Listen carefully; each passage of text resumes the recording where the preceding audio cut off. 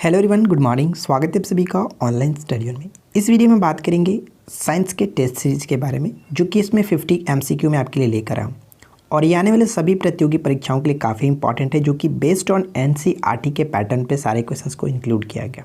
ठीक है, इस टेस्ट सीरीज को आप दीजिए और लास्ट में कमेंट्स करके बताइए कि आउट ऑफ 50 से आपकी स्कोरिंग क्या रही। ठीक है, और इस वीडियो में जहाँ भी एक्सप्लेनेशन की ज़रूरत होगी हम एक्सप्लेनेशन भी करेंगे, तो कंप्लीट आपको काफ़ी अच्छी नॉलेज मिलने वाली इस वीडियो के थ्रू। और ये टेस्ट सीरीज हम आगे भी कंटिन्यू करेंगे जैसे ही अगर आपका रिस्पांस अच्छा रहा तो चलिए शुरू करते हैं।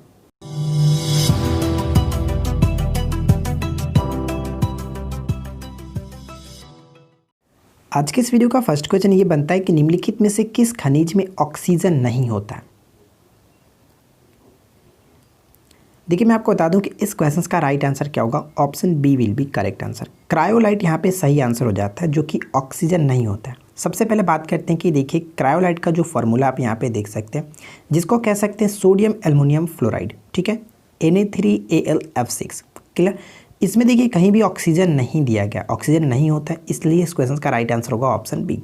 अगर हम बात करें हेमाटाइट जो होता है वो लोहे का एक अयस्क है, जिसका अगर हम फॉर्मूले की बात करें तो Fe2O3 इसका होता है, तो इसमें देख सकते हैं ऑक्सीजन आ रहा है। बॉक्साइट के बारे में आपको पता है कि एल्युमिनियम का सबसे ये प्रमुख अयस्क माना जाता है, जो कि एग्जाम्स के पॉइंट ऑफ व्यू से काफ़ी इंपॉर्टेंट है। अगर इसके फार्मूले की बात करें तो Al2O3 इसका फार्मूला होता है। ठीक है, यहाँ पर भी ऑक्सीजन है।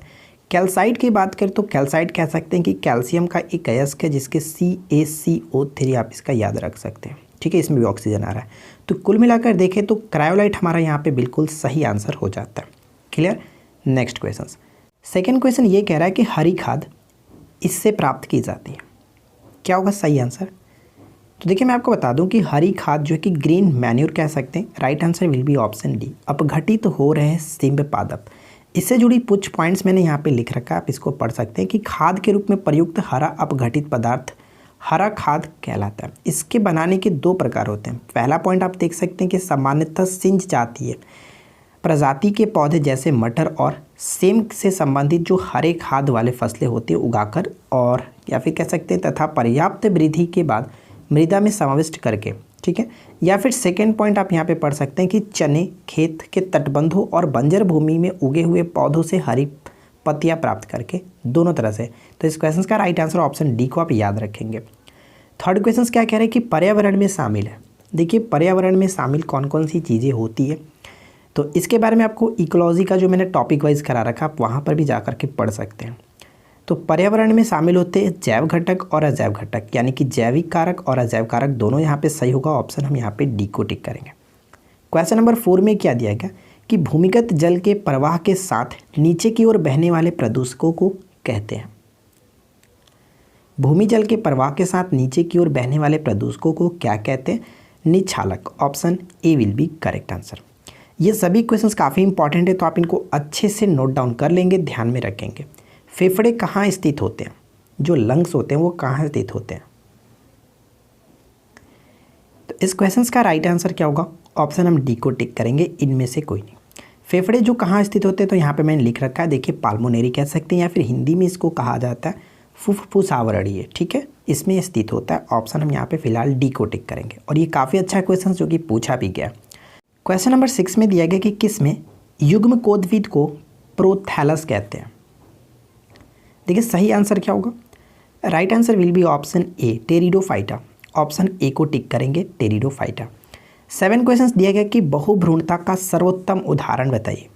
बहुभ्रूणता का सर्वोत्तम उदाहरण क्या है? तो देखिए, सबसे पहले बात करते हैं कि बहुभ्रूणता होता है क्या। तो मैं आपको बता दूं कि जब बीज में बहुत से भ्रूण होते हैं और बहुत से पौधे को पैदा करते हैं, उन्हें ही कहा जाता है बहुभ्रूणता। ठीक है, अगर हम यहाँ पे ऑप्शंस देखें तो करेक्ट आंसर हमारा होगा सिट्रस। ठीक है, सिट्रस कह सकते हैं कि नींबू वंश का एक पादप वंश है, जो कि रुटेसी कुल के संबंधित होता है। डायरेक्ट क्वेश्चन पूछा जाता है कि नींबू जो है वो किस कुल से संबंधित है, तो ध्यान रखेंगे रुटेसी कुल से संबंधित है। ठीक है, अच्छा ये तो हो गया नींबू यानी कि सिट्रस जो कुल के आते हैं। सिट्रस जो है ये तो आते हैं बहुभ्रूणता के अंतर्गत। और भी कुछ पॉइंट्स है, जैसे कि आम में भी बहुभ्रूणता का उदाहरण माना जाता है आम को। और इस तरह एक और होता है जो कि लोकाटा कहा जाता है। ठीक है, लोकाटा के बीज में भी जो कि बहुभ्रूणता होता है, इस तरह से याद रखेंगे। ठीक है, लोकाटा याद रखेंगे और आम याद रखेंगे। चलिए आगे की तरफ बढ़ते हैं। नेक्स्ट क्वेश्चन ये कह रहा है कि सभी अम्लों के लिए समान तत्व है, क्या होगा राइट आंसर? सभी अम्लों के लिए समान तत्व है, तो करेक्ट आंसर होगा हाइड्रोजन। अब इसको थोड़ा सा एग्जांपल के थ्रू आप समझने की कोशिश करेंगे। जैसे मैंने कहा कि सभी अम्लों में, तो चलिए हम अम्लों को उठाते हैं। सबसे अच्छा अम्ल उठाते हैं, देखिए HCl हाइड्रोक्लोरिक अम्ल, इसमें हाइड्रोजन है। और एक और आप उठाते हैं जैसे कि HNO3, आपको पता है नाइट्रिक अम्ल होता है, इसमें भी हाइड्रोजन है। एक और उठाते हैं जो कि काफ़ी फेमस है, H2SO4 सल्फ्यूरिक एसिड, इसमें भी देखिए हाइड्रोजन आ रहा है। ठीक है, तो इस तरह से कह सकते हैं कि सभी अम्लों के लिए जो सामान्य तत्व होता है वो हाइड्रोजन होता है। ऑप्शन डी करेक्ट होगा। नेक्स्ट प्रश्न की में क्या दिया गया कि जीवन को किसी भी रूप में धारित करने वाला स्थान क्या कहलाता है? जीवन को किसी भी रूप में धारित करने वाला जो स्थान होता है उसको हम क्या कहते हैं? तो सही आंसर क्या होगा? Right answer will be option C, यानी कि जीवमंडल। ऑप्शन सी को टिक करेंगे, जीवमंडल। नेक्स्ट क्वेश्चन, अगला प्रश्न बनता है कि राइजोबियम किसका एक प्रकार है? One of the most important question कि राइजोबियम क्या है। इससे कुछ जो क्वेश्चंस भी बन सकते हैं, जैसे मैं आपको बताऊंगा। सबसे पहले बात करते हैं, देखिए कि राइजोबियम जो है किसका एक प्रकार है, तो सहजीवी जीवाणु, ठीक है, बैक्टीरिया का। ठीक है, एक क्वेश्चन डायरेक्ट ऐसे पूछ सकता है कि राइजोबियम क्या है। ठीक है, ऑप्शंस में आपको रहेगा जैसे कि जीवाणु रहेगा, वायरस रह सकता है, कवक, शैवाल, इस तरह से रह सकता है। तो वहाँ पे आपको जीवाणु को टिक करना है। ठीक है, जीवाणु सही होगा। और ये क्या करते हैं, तो मैं आपको बता दूं कि एक भूमि का जीवाणु होता है जो कि नाइट्रोजन का यौगीकरण करता है। ठीक है, क्वेश्चन डायरेक्ट पूछ जाता है कि नाइट्रोजन का यौगीकरण कौन करता है, तो राइजोबियम ही करता है। ठीक है ना। चलिए अगला प्रश्न देखिए। नेक्स्ट क्वेश्चन कह रहा है कि सूर्य से पृथ्वी का जो प्राप्त ऊष्मा होता है उसको हम क्या कहते हैं? सूर्य से पृथ्वी को प्राप्त ऊष्मा को क्या कहते हैं? इस क्वेश्चन में थोड़ा सा आपको समझना होगा क्या है इस क्वेश्चन का मतलब क्या है। देखिए, इस क्वेश्चन का मतलब ये कह रहा है कि सूर्य से पृथ्वी को जो प्राप्त ऊष्मा होती है उसको हम क्या कहते हैं? तो राइट आंसर यहाँ पे हम आतपन को टिक करेंगे।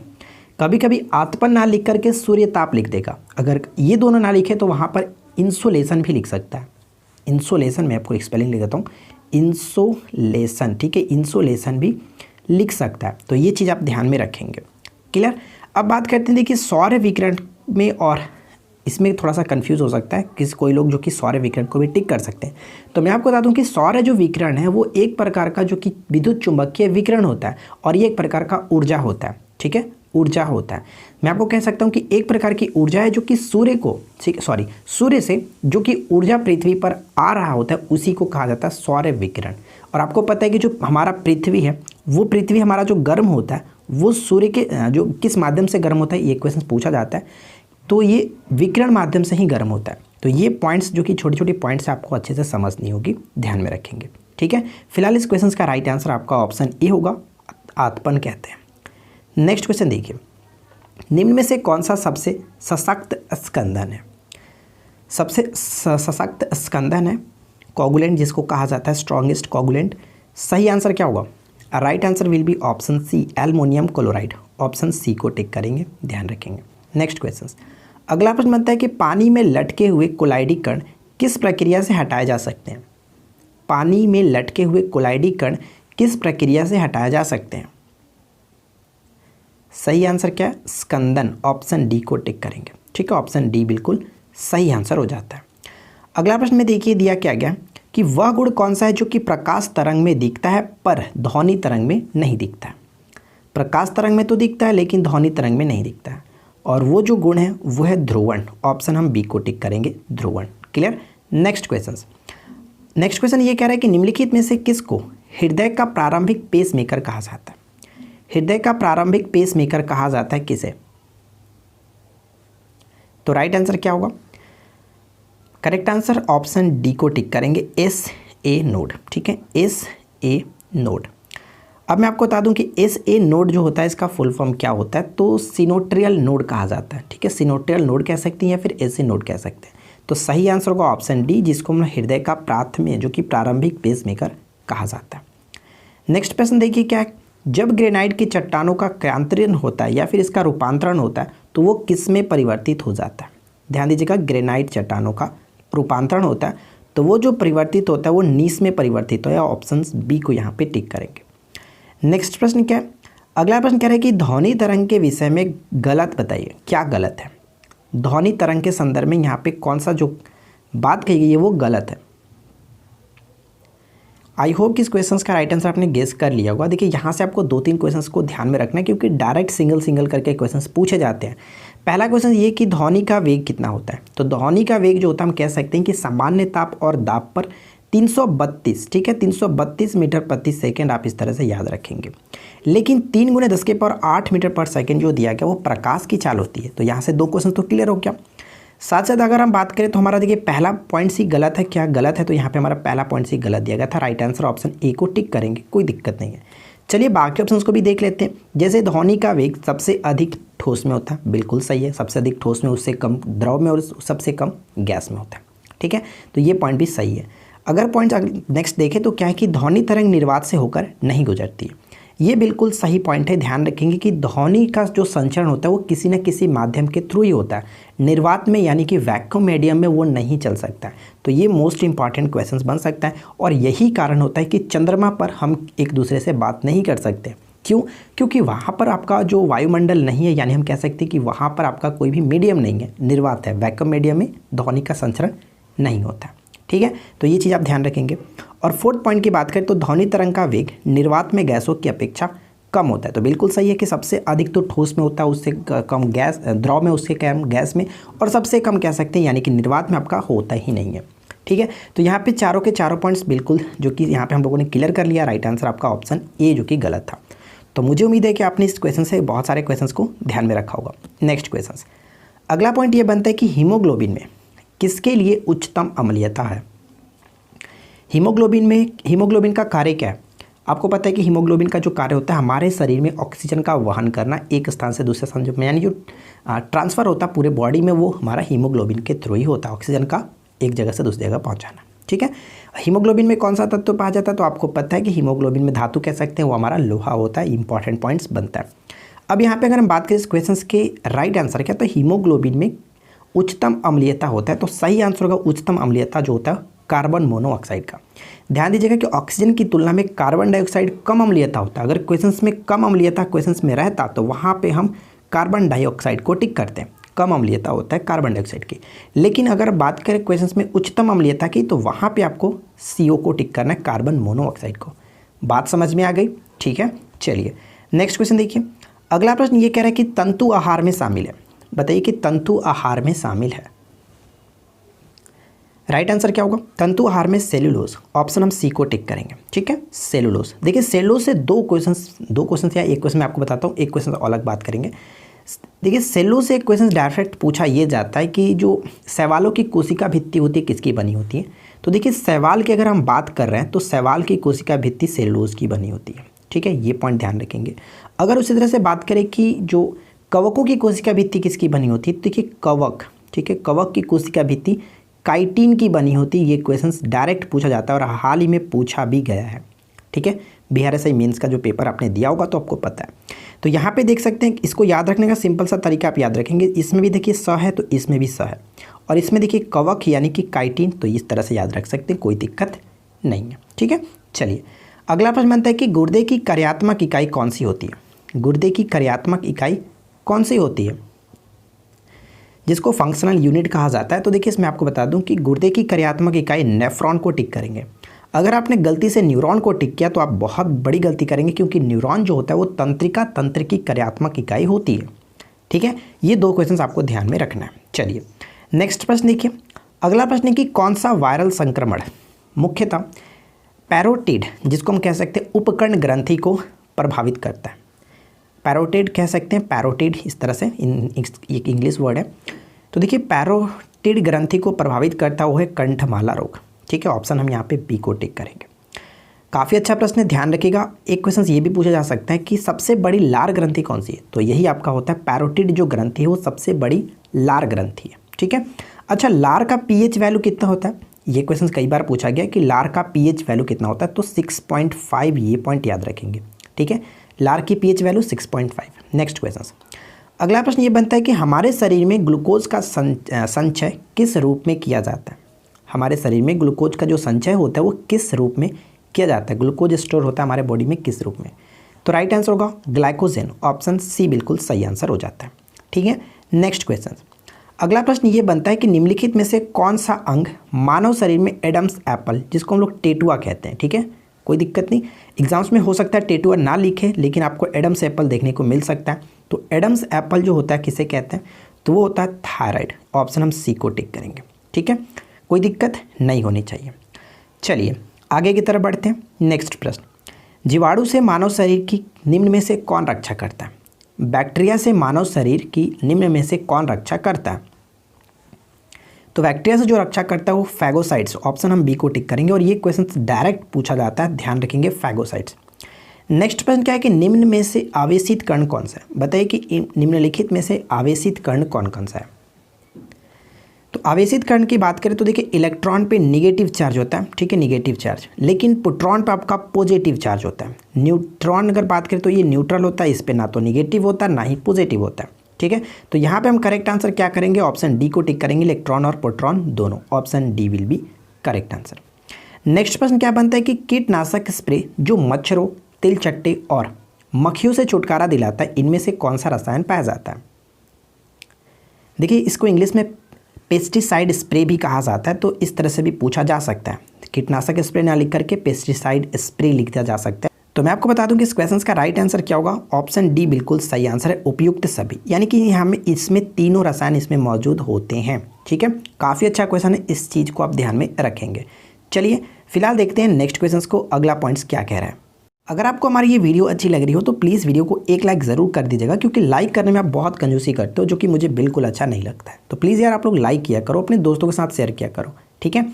अगला प्रश्न ये कह रहा है कि निम्नलिखित में से कौन सा एक सुरक्षात्मक खाद्य पदार्थ के रूप में जाना जाता है? सुरक्षात्मक खाद्य पदार्थ के रूप में जाना जाता है जो कि विटामिन। ऑप्शन हम सी को टिक करेंगे, option C will be correct answer. Next प्रश्न क्या बनता है कि जब एक माध्यम से दूसरे माध्यम में जाता है, ठीक है, जब प्रकाश जो है वो एक माध्यम से दूसरे माध्यम में जाता है, तो निम्न में से कौन सा एक अपरिवर्तित रहता है? One of the most important questions, बताइए।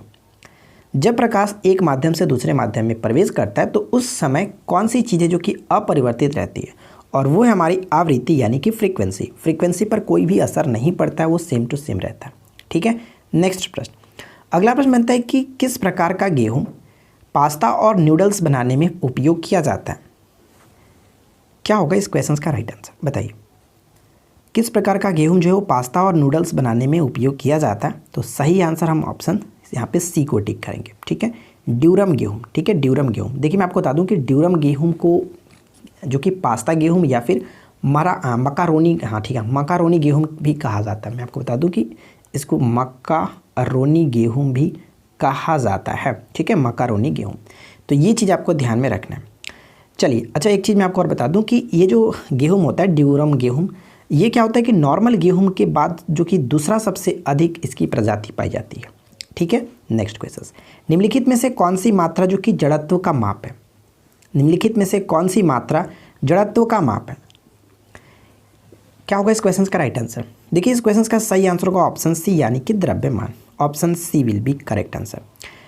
आगे बढ़ते हैं। अच्छा, क्वेश्चन से एक पूछा जा सकता है कि जो अगर जड़त्व का परिभाषा पूछ ले, या फिर जड़त्व का जो कि जड़त्व को इंग्लिश में क्या कहते हैं, इनर्शिया, इनर्शिया के बारे में पूछ ले, तो करेक्ट आंसर आपका क्या होना चाहिए? तो देखिए जड़त्व का परिभाषा में कहाँ से मिलता है, तो हम ये कह सकते हैं कि न्यूटन की गति का जो प्रथम नियम है वहीं से मिलता है जड़त्व का परिभाषा, ठीक है। अगला प्रश्न क्या है कि निम्नलिखित कथनों पर विचार कीजिए। यहाँ पे 3 पॉइंट्स दिए गए और आपको बताया कि कौन सा कथन जो वो सही है, बताइए क्या होना चाहिए राइट आंसर। तो चलिए एक एक करके देख लेते हैं। प्रकाश द्वारा 1 वर्ष में तय की गई दूरी को 1 प्रकाश वर्ष कहते हैं। बिल्कुल सही है, ये तो डेफिनेशन ही हो गया प्रकाश वर्ष का, ध्यान रखिएगा। प्रकाश द्वारा 1 वर्ष में तय की गई दूरी को प्रकाश वर्ष कहा जाता है। अतः प्रकाश वर्ष जो कि दूरी का मात्रक है, ये डायरेक्ट क्वेश्चन पूछ जाता है कि प्रकाश वर्ष किसका मात्रक है, तो दूरी का मात्रक है, ठीक है, ध्यान रखेंगे। अगला पॉइंट ये कि 1 प्रकाश वर्ष का मान कितना होता है, तो ध्यान रखेंगे 9.46 × 10⁻15 मीटर। लोग यहीं पे कंफ्यूज करते हैं। देखिए पावर अगर 15 हो तो वहाँ पे मीटर, अगर इसको किलोमीटर में चेंज करेंगे तो 10 की पावर आपका 12 हो जाएगा, ये आपका किलोमीटर में हो जाएगा, ठीक है। तो ये छोटी छोटी पॉइंट्स है जो कि आपको याद रखनी है। अगला पॉइंट ये देखिए कि खगोलीय दूरी को मापने की सबसे बड़ी इकाई जो कि पारसेक है, ये बिल्कुल सही है। या फिर हम ये कह सकते हैं कि दूरी की मापने की सबसे बड़ी जो इकाई होती है वो पारसेक ही होती है, ठीक है ना, कोई दिक्कत नहीं। यहाँ पे तीनों के तीनों पॉइंट्स बिल्कुल सही है, इसलिए ऑप्शन सी को टिक करेंगे। 1 2 3 इज द करेक्ट आंसर, ठीक है। चलिए अगला प्रश्न देखिए। अगला प्रश्न ये कह रहा है कि ताजे पानी का हिमांक बिंदु क्या है। हिमांक बिंदु को इंग्लिश में पढ़ करके समझ सकते हैं कि फ्रीजिंग पॉइंट, यानी कि जमने का जो ताज़े पानी का जो जमाव बिंदु है वो क्या होता है, तो 0 डिग्री सेल्सियस आप सभी को पता है, इसमें कोई दिक्कत नहीं। अगर हम बात करें कि सबसे अधिक घनत्व कहाँ पे होता है, तो 4 डिग्री सेल्सियस पे घनत्व सबसे अधिक होता है। देखिए यहाँ पे मैं लिखता हूँ कि अगर घनत्व की बात करें तो घनत्व जो है वो अधिक होगा 4 डिग्री सेंटीग्रेड कह सकते हैं, सेल्सियस कह सकते हैं। और अगर आयतन की बात करें तो आयतन इस टेम्परेचर पे सबसे कम होता है। ये पॉइंट दोनों इंपॉर्टेंट है, ध्यान में रखेंगे, ठीक है। अगर 100 डिग्री सेल्सियस की बात करें तो इस पर तो आपको पता है कि पानी जो कि उबलता है, कोई दिक्कत नहीं होनी चाहिए। चलिए आगे की तरफ बढ़ते हैं।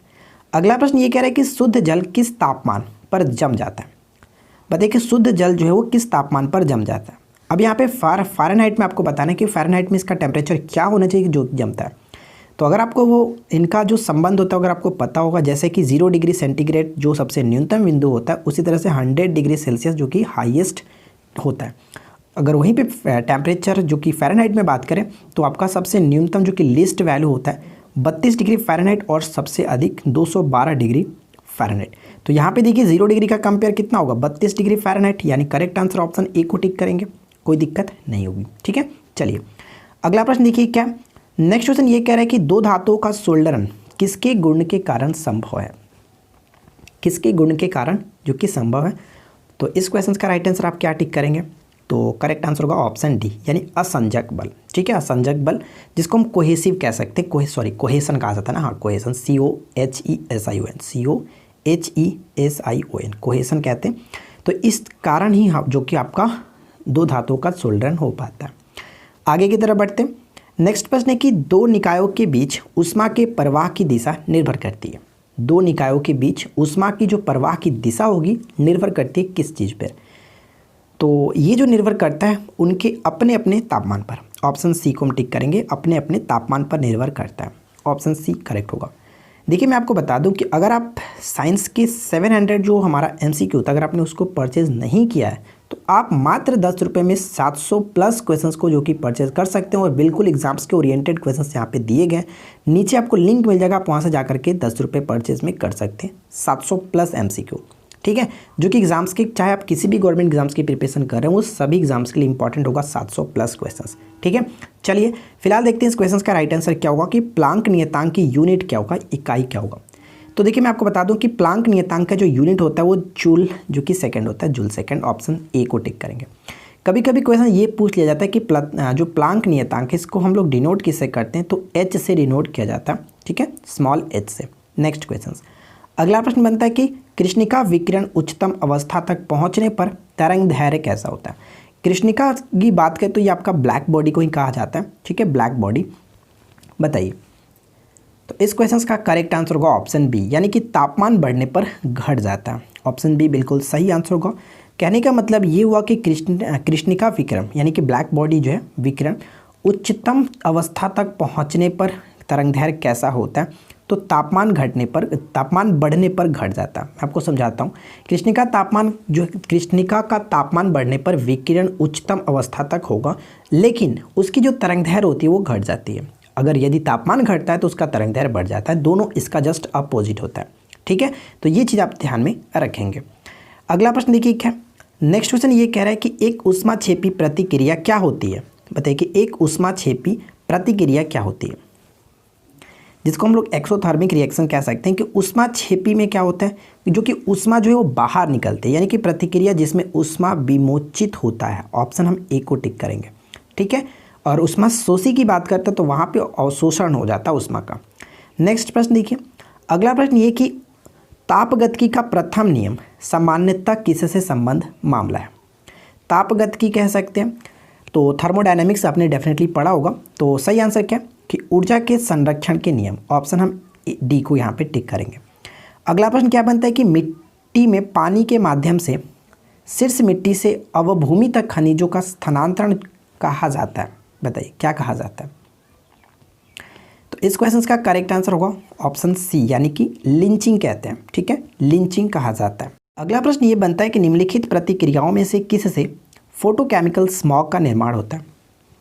फोटोकेमिकल स्मॉग का निर्माण किससे होता है, और ये क्वेश्चंस कई बार जो कि डायरेक्ट इसी फॉर्म में पूछे जाते हैं। इसका सही आंसर होगा ऑप्शन ए, NO2, O3 और धूप की उपस्थिति में जो कि पैरोक्सिल नाइट्रेट, ऑप्शन हम ए को टिक करेंगे। क्लियर। नेक्स्ट क्वेश्चन, अगला प्रश्न ये बनता है कि ओजोन परत की मोटाई जो कि डबसन यूनिट में मापा जाता है। डायरेक्ट क्वेश्चन पूछा जाता है कि ओजोन परत की मोटाई किस में मापा जाता है, तो डबसन यूनिट में मापा जाता है। लेकिन क्वेश्चन में थोड़ा सा अलग किया गया कि मानक तापमान और दबाव में एक डबसन यूनिट को कितनी मोटाई के रूप में परिभाषित किया गया। बताइए, एक डबसन जो यूनिट होता है उसका मतलब कितना मोटाई होता है, तो इसका मतलब होता है 0.01 mm। ठीक है, option A will be correct answer. Next question देखिए, अगला प्रश्न ये बनता है कि कोशिका में निम्न में से किसको पाचन थैली कहा जाता है। कोशिका में निम्न में से किसको पाचन थैली कहा जाता है, क्या होगा सही आंसर।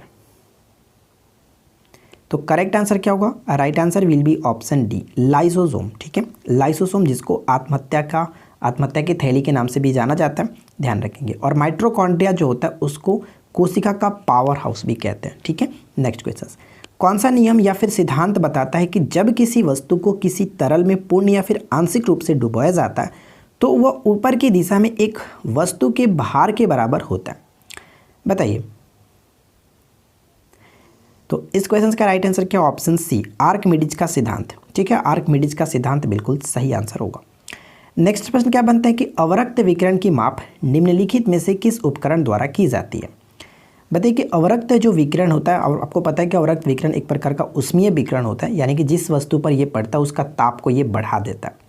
अवरक्त विकिरण की जो माप की जाती है किस उपकरण से की जाती है, तो right answer will be option D, bolometer से की जाती है। लेकिन मैं आपको बताता हूँ इन सभी के बारे में, जैसे ध्यान में आपको रखना है। जैसे फोनोग्राफ की बात करें तो देखिए, फोनोग्राफ अगर आपको ना समझ में आए तो हम इसको सिंपल सी भाषा में कह सकते हैं कि ग्रामोफोन या फिर रिकॉर्ड प्लेयर। ठीक है, प्लेयर जो रिकॉर्डिंग प्लेयर होता है उसको कह सकते हैं। आपको पता है कि ग्रामोफोन का आविष्कार किसने किया था, थॉमस अल्वा एडिसन। ये क्वेश्चन डायरेक्ट पूछा जाता है, तो ध्यान रखेंगे, यानी ग्रामोफोन को ही यहाँ पे फोनोग्राफ कहा जाता है। ठीक है, कोई दिक्कत नहीं। अगला पॉइंट, नेक्स्ट पॉइंट यहाँ पे दिया कि पाइरेलियोमीटर।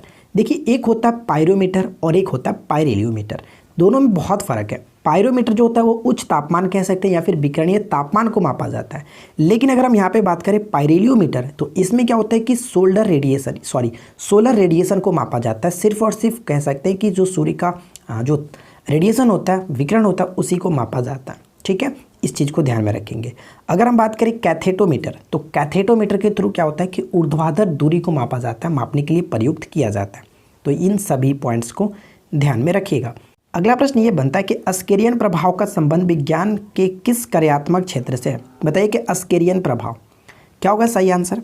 तो मैं आपको बता दूं कि अस्केरियन प्रभाव का संबंध जो भौतिकी से संबंधित है, option B will be correct answer. ठीक है, नेक्स्ट क्वेश्चन, अगला प्रश्न ये कह रहा है कि चिरोरटेरोफिली का अर्थ क्या है। बताइए कि चिरोरटेरोफिली का अर्थ क्या होता है। तो देखिए, मैं आपको बता दूं कि चिरोरटेरोफिली का जो अर्थ होता है वो होता है कि चमगादड़ों से परागण को कहते हैं। ऑप्शन सी बिल्कुल सही आंसर होगा, ध्यान रखेंगे। एक क्वेश्चन जो कि बहुत बार पूछा जाता है कि हवा से परागण को क्या कहते हैं। हवा से होने वाले परागण को एनीमोफिली कहा जाता है, ये पॉइंट ध्यान रखेंगे। ठीक है, नेक्स्ट प्रश्न, नेक्स्ट क्वेश्चन ये कह रहा है कि एक कुली 5 किलोग्राम का एक वस्तु अपने सिर पर लेकर के रेलवे प्लेटफॉर्म पर खड़ा है। ध्यान दीजिएगा, खड़ा है, उसके द्वारा किया गया कार्य कितना होगा। बहुत अच्छा प्रश्न है। मैं आपको बता दूं कि फिजिक्स के क्षेत्र में कार्य तभी संभव माना जाता है जब कोई विस्थापन हो। अगर ये व्यक्ति एक जगह से दूसरी जगह जाता तो वहाँ पे कहते हैं कि इसने कोई कार्य किया है।